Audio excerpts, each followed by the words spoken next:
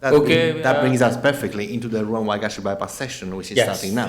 Yes, and just to update, there is a tweet just now. There is a meta-analysis on pouch size and stoma size just published today.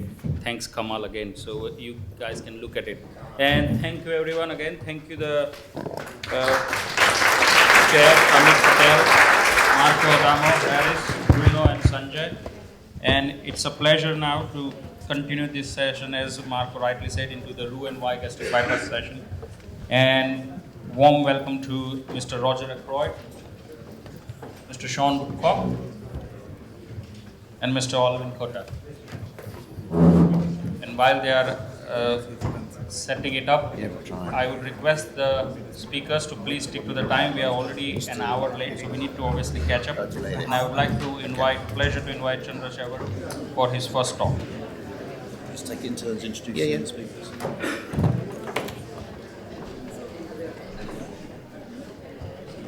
Who's going first?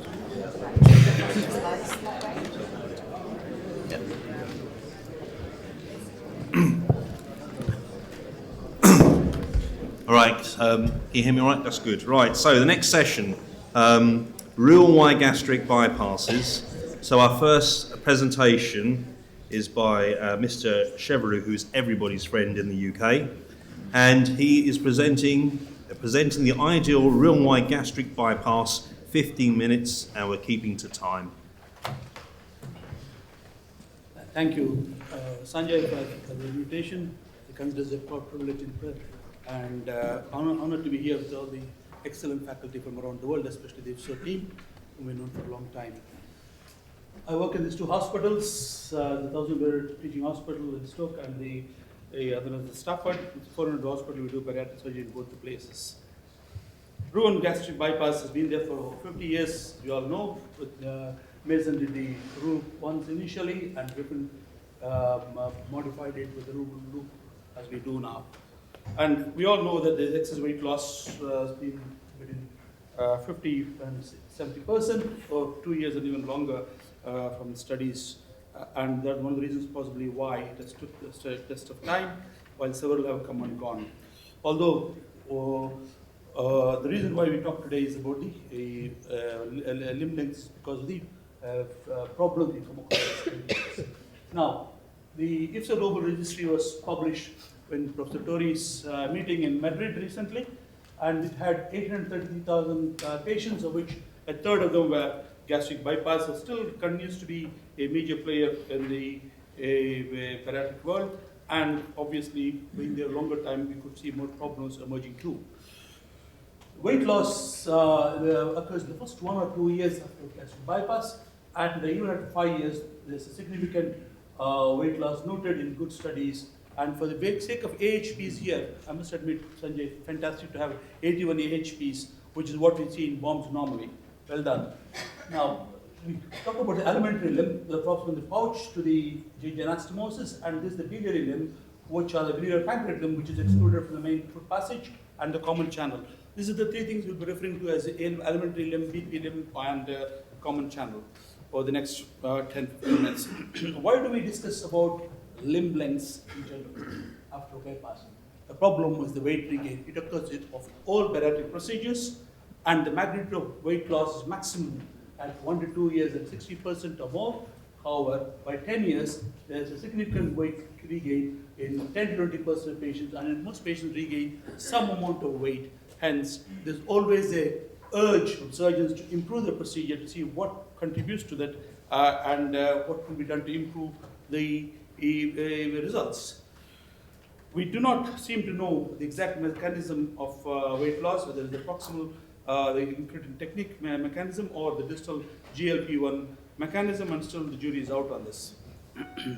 We know now that the weight gain is one of the reasons why people are looking at the length of the bypass, but we should not forget the patient factors which we've seen in blue here, and the pouch size, stoma size, things have been looked at, and we are focusing on limb length because this seems to contribute significantly, although the mechanism is not understood. We do know for a fact from the absorption of the food ingredients, main ingredients are mainly in the jejunal area, especially carbohydrate, proteins, and the fats. although part of it have overlapped in the ileum a bit, and this probably is responsible for the excess weight loss we've seen in 1-2 years of gastric bypass. Thanks, Richard. We have NBSR here. I was congratulating him. We are council members together in ALS, and this, he mooted this idea. And to many of you who do not know, the NBSR was started and funded initially by ALS, and then taken out by bombs, and now you've seen it go on to big heights to even to include the global registry. As you can see, in the initial second report, we had 10,000 bypass patients, and the Roux-limb links are quite variable. If you look at the Roux-limb, it's between 100, almost 90% between 100 and 150, whereas the BP limb is a significant higher variation from 25 to 100 centimeters in nearly 3/4 of the patients. A similar survey of the American surgeons, where the 225 surgeons were surveyed, the alimentary limb seems to have much higher variation of 35 to 250 centimeters, whereas the biliary limb of 10 to 15 centimeters only, which is exactly opposite what we see in the UK population or European compared to the Americans. So this doesn't seem to be consensus, no idea. Yeah, it's like going on like Brexit forever. We don't know the answer to this. That's why some surgeons started reading at the limb lengths. Why? To improve the results, to find a balance between benefits and the side effects, and to sustain metabolic long-term results. We know that in 10-year time, most patients are going to gain weight after the procedure. So they looked at this entire limb length, and total limb length was, median was about 6 meters, ranged from 4 to 8 meters in length. So they concluded if you do a bypass, both the alimentary and BP limb together between 150 to 200 centimeters, it is safe without any protein malnutrition. Hence, it was proposed in most of the studies that we're going to see now. What is an ideal bypass? It's safe for the patient and it gives you sustained improved weight loss or metabolic control of the metabolic disorders for a long period of time. As you can see, there have been several studies. The short limb was the long limb, proximal distal, alimentary limb based or BP limb based studies, and revision procedures from proximal to distal bypass.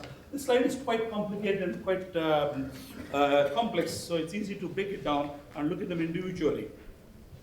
The first study on the limb lengths was published in 1991, nearly 30 years ago. You can imagine it still goes on.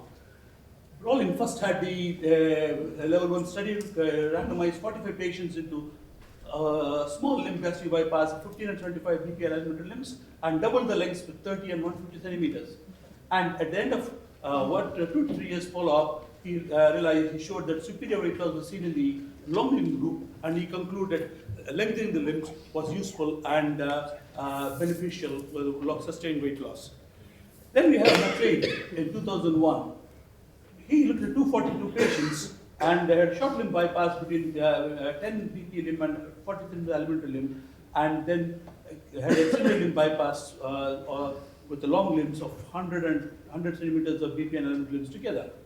And we look at he separated the groups into BMI under 50 or 15. In BMI under 50, there's no difference in weight loss at the end of the study, whereas in patients with BMI over 50, he noticed a significant reduction in the weight of the BMI.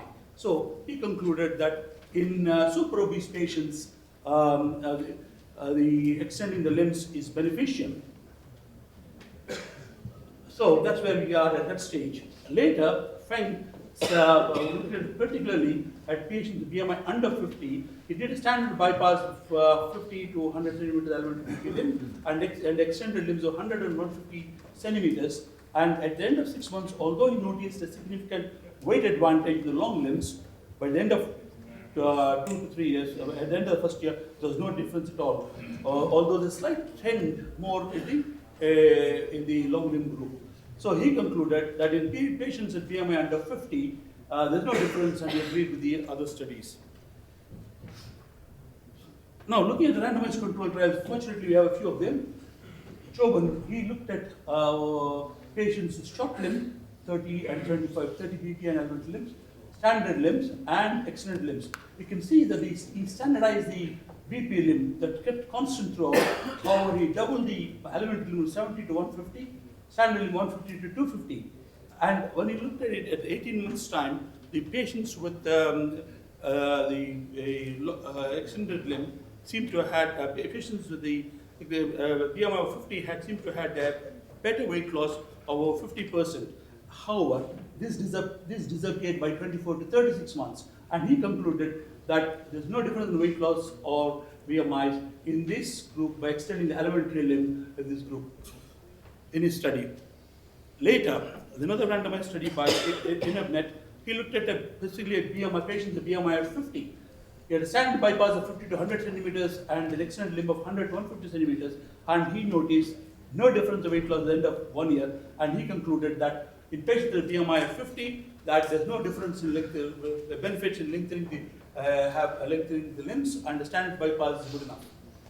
Subsequently, Pinero specifically looked at BMI, patient BMI over 50, a standard bypass of 50 to 150 centimeters, and extended limbs of 100 to 50 in 100 patients, and at 48 months, that is 4 years, he showed a significant difference in the patients with the extended limb in the super obese group, both in terms of weight loss, diabetes control, lipid control, so with no nutrition problems. So he concluded in patients with a BMI of 50, extended limbs are beneficial. What about 10-year studies? If you look at 10 years, Christo had a study of 228 patients, obviously it's a retrospective study, 11.4 years follow-up, assessment were done at 2, 5, or 10 years time, and if you look at initially, there had two limbs, short limb bypass and long limb bypass. Both groups had a significant weight reduction at the end of 2 years, but by 5 years, the weight gain seen in both the groups, and at 10 years continued to do so. So he concluded stratification of BMI under 50 or 50 is arbitrary and there's no benefit, and limb lengths have no impact on long-term weight loss at 10 years, although initially there's a difference. This is a paper which was published last year. I'm very much impressed as it gives some insight into what we're talking about. We looked at specifically BMI over 50 because we have all other previous studies that extending the limbs were beneficial in patients with BMI over 50.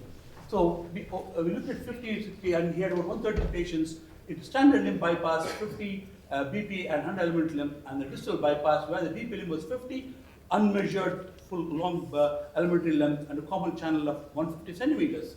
And the follow-up was conducted by people who were blinded to the operation completely, and then at the end of the study, there's no significant difference between the two groups, BMI loss, weight loss, and this is one of the first studies to look at the HR quality of life, weight-related symptoms, and other parameters. So they concluded that in patients with BMI of 50, standard bypass is good enough, and performing a distal bypass was not necessary, and it continues to be their choice of procedure. So far, we looked at linking the elementary limb and linking both the limbs, and all the studies had looked at the BP limb of 30, 50, or 100 the max. And there's an interesting group from Norway who came up with an excellent plan of the randomized control. They randomized 187 patients to a 2-year study of standard bypass and extended limb gastric bypass, extended BP limb bypass, and followed up for 5 years. You can see the BP limb in the standard limb group was 60 centimeters, element limb 150 centimeters. However, they more than tripled the BP limb 200 centimeters, and the elementary limb was reduced to 6 centimeters, possibly to nullify the elementary limb. And at the end of 2 years, you can see there's a significant reduction in weight loss in both the groups, although it was much higher, statistically significant, in the extended BP limb group. And that continues to be so to 7 years, with a slight increase in weight regain to 78.4 and 67. Now, he looked at these independently in the super obese and super obese group. Both groups were better with the weight loss. However, he concluded that gastric bypass with the 2-meter BP limb has a better long-term weight loss as it lasted for 7 years over the elementary limb gastric bypass, and lesser weight regain. However, they needed more supplements. This comes on the back of the mini gastric bypass study, I think, because we learned something from this study, from LIBSS a lot, although they are not comparable groups, that he had 1,600 patients with mini gastric bypass and a bypass at a median of 5.6 year follow-up. Mini gastric bypass had excess weight loss of 72.9% was 60% statistically significant. And this is attributed to the long BP links, possible long BP limb in this study. And as we all know, for the HPs, there's no elementary limb in the MGB group. What about the common channel? It's totally unmeasured in most of the gastric bypass patients, unless you're doing a revision.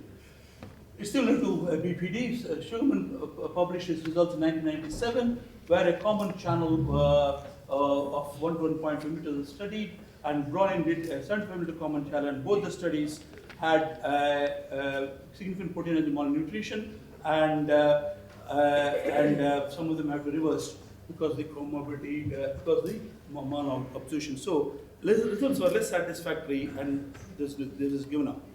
Finally, as this debate rages on about the elementary limb, BP limb, or common limb, they very cleverly, I don't know who initiated this idea, come up with a consensus statement. They called in 40 experts from around the world.